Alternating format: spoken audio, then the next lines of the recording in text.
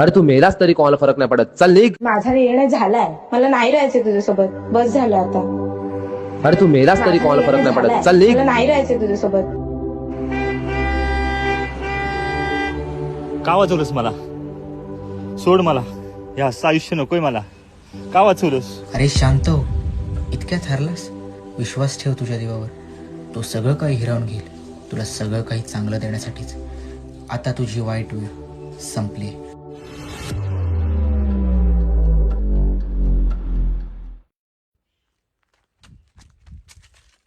अरे भावा, तू ठीक आहेस ना? तू ठीक आहेस ना?